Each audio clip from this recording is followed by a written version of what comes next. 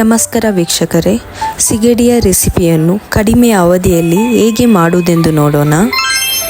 4 ಈರುಳ್ಳಿಯನ್ನು ಸಣ್ಣದಾಗಿ ತುರಿದುಕೊಂಡು 2 ಟೊಮೆಟೊವನ್ನು ತುಂಡು ಮಾಡಿ ಮಿಕ್ಸಿಯಲ್ಲಿ ಹಾಕಿ ಪ್ಯೂರಿ ಮಾಡಿ ಸಪರೇಟಾಗಿ ಇಡಬೇಕು.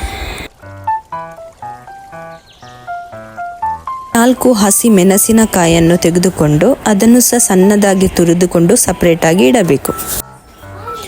ಬಾಣಲೆಯಲ್ಲಿ ಸ್ವಲ್ಪ ಎಣ್ಣೆಯನ್ನು ತೆಗೆದುಕೊಂಡು ಅದಕ್ಕೆ ಫೆನಲ್ ಸೀಡ್ಸ್, ಸೋಂಪು ಹೇಳ್ತೇವೆ, ಇಲ್ಲಿ ತೋರಿಸಿದಾಗೆ ಲವಂಗ, ಏಲಕ್ಕಿ, ಬೇ ಲೀಫ್ ಅಂದರೆ ಪಲಾವ್ ಎಲೆ, ದಾಲ್ಚಿನ್ನಿ ಎಲ್ಲವನ್ನು ಎಣ್ಣೆಯಲ್ಲಿ ಹುರಿಯಬೇಕು.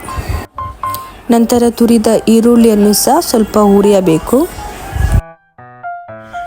ಸಪ್ರೇಟ್ ಪ್ಯಾನಲ್ಲಿ ಸಿಗಡಿಯನ್ನು ಫ್ರೈ ಮಾಡಬೇಕು.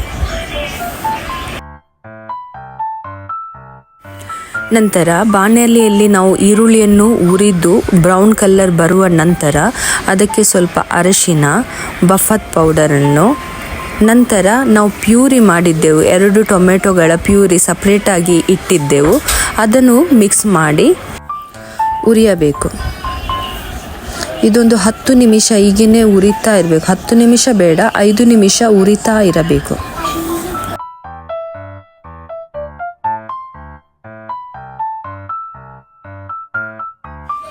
ಸಿಗಡಿ ಫ್ರೈ ಆಗುತ್ತಿದ್ದಂತೆ ಸ್ವಲ್ಪ ಕರಿಬೇವನ್ನು ಮಿಕ್ಸ್ ಮಾಡಬೇಕು. ಮಸಾಲ ರೆಡಿಯಾಗಿದೆ. ಈಗ ಸಿಗಡಿಯನ್ನು ಫ್ರೈ ಮಾಡಿದ ಸಿಗಡಿಯನ್ನು ಈ ಮಸಾಲಕ್ಕೆ ಮಿಕ್ಸ್ ಮಾಡ್ತಾ ಇದ್ದೇವೆ.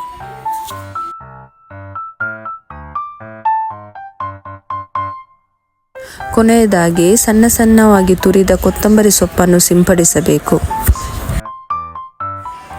ಈಸಿಯಾದ ಸಿಗಡಿ ರೆಸಿಪಿ ರೆಡಿ.